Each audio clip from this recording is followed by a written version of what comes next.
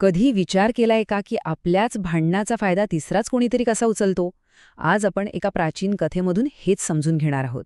ही कथा आपल्याला दाखवते की आपापसातला संघर्ष आपल्याला इतरांच्या शोषणासाठी किती सोपं लक्ष्य बनवतो.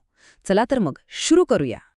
हे जे वाक्य आहे ना, हे धम्मपदातून घेतलंय आणि खरं तर हेच आपल्या आजच्या कथेचं मूळ आहे. सोप्या भाषेत सांगायचं तर दुसऱ्यांना उपदेश करण्याआधी त्या गोष्टी स्वतःच्या आचरणात आणणं किती महत्वाचं आहे हेच यात सांगितलंय. तर गोष्ट सुरू होते एका बौद्ध भिक्षूंपासून. नाव आहे उपनंद. हा भिक्षू त्याच्या ज्ञानासाठी नाही तर त्याच्या अफाट लोभासाठी ओळखला जात होता. उपनंदाची योजना, बापरे, काय धूर्त होती! तो काय करायचा तर लोकांना सांगायचा साधेपणाने जगा, आणि स्वतः मात्र त्याने टाकून दिलेल्या मौल्यवान वस्तू गुपचूप गोळा करायचा. तो स्वतःच्या मूल्यांच्या अगदी विरुद्ध वागत होता. म्हणजे बघा, त्याच्या बोलण्यात आणि वागण्यात जमीन अस्मानाचा फरक होता. एकीकडे तो लोकांना उपदेश करायचा की मातीच्या भांड्यात जगा, आणि दुसरीकडे स्वतः मात्र सगळी चांगली भांडी आणि वस्त्र स्वतःसाठी जमा करत होता. हा दुटप्पीपणाच त्याच्या पतनाचं कारण ठरणार होतं.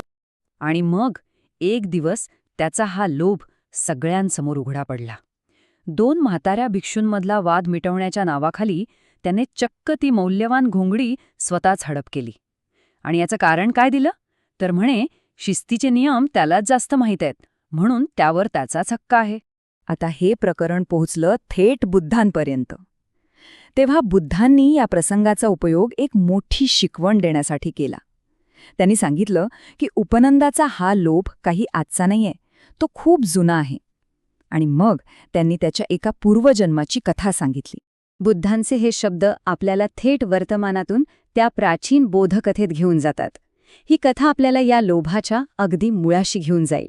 तर ही गोष्ट आहे एका नदीच्या काठावरची. या गोष्टीत आहेत दोन उदमांजरं, गंभीराचारी आणि अनुतीराचारी, आणि हो, एक लबाड कोल्हा. सुरुवातीला सगळं काही आलबेल होतं. हे दोन्ही उदमांजरं मिळून मिसळून शिकार करायची. त्यांच्यात खूप एकी होती. गंभीराचारीने मदतीसाठी हाक मारली, दुसरा धावून आला, आणि दोघांनी मिळून एक भला मोठा रोहित मासा पकडला. खरं तर हा त्यांच्या एकीचा विजय होता. पण मासा किनाऱ्यावर आल्यावर चित्रच पालटलं. त्यांची एकी संपली आणि वाद सुरू झाला की हा मासा वाटून कसा घ्यायचा. आणि इथेच एका तिसऱ्यासाठी संधी निर्माण झाली. आता आपापसातला वाद मिटेना तेव्हा त्यांनी काय केलं, तिथून जाणाऱ्या एका कोल्ह्यालाच पंच बनवलं. त्याला विनंती केली की तूच आमचा न्याय कर. आणि त्या कोल्ह्याने काय न्याय केला बघा.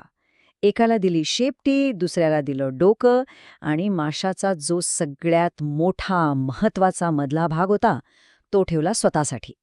आणि जेव्हा तो कोल्हामधला सगळा भाग घेऊन पसार झाला तेव्हा त्या बिचाऱ्या उदमांजरांना त्यांची चूक कळली. त्यांना समजलं की आपल्याच भांडणामुळे आपलं नुकसान झालंय. तर या गोष्टीचा आणि त्या मठातल्या घटनेचा काय संबंध? चला पुन्हा वर्तमानात येऊया आणि हे धागेदोरे जोडूया. बुद्धांनी मग सगळा उलगडा केला. त्यांनी सांगितलं की तो लबाड कोल्हा दुसरा तिसरा कोणी नसून आजचा हा लोभी भिक्षू उपनंद होता, आणि ती भांडणारी उदमांजरं म्हणजे तेच दोन वृद्ध भिक्षू होते. म्हणजे बघा, इतिहास कसा स्वतःला पुन्हा पुन्हा घडवत होता. हे शब्द कोल्ह्याचेच आहेत. तो स्वतः सांगतोय की भांडणामुळेच लोक कमजोर होतात, त्यांची ताकद कमी होते, आणि याच कमजोरीचा फायदा घेतला जातो.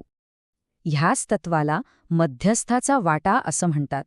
म्हणजे दोन पक्षांच्या भांडणात तिसरा पक्ष कसा अफाट फायदा उचलतो हेच हे तत्व आपल्याला अगदी स्पष्टपणे दाखवतं.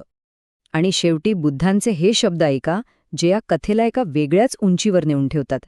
ते म्हणतात की जेव्हा माणसांमध्ये वाद होतात तेव्हा ते मध्यस्थ शोधतात, आणि मग त्यांची संपत्ती कमी होते आणि राजाचा खजिना भरतो. म्हणजे हा नियम फक्त प्राण्यांपुरता नाही, तर माणसांना, समाजाला आणि राजकारणालाही लागू होतो. तर जाता जाता एक विचार मनात ठेवा. पुढच्या वेळी जेव्हा कुठेही दोन पक्षात वाद सुरू असलेला दिसेल, मग तो घरात असो, समाजात असो किंवा राजकारणात, तेव्हा स्वतःला विचारा की या भांडणाचा खरा फायदा कोणाला होतोय, त्या भांडणाऱ्यांना की पडद्याआड बसलेल्या त्या मध्यस्थाला.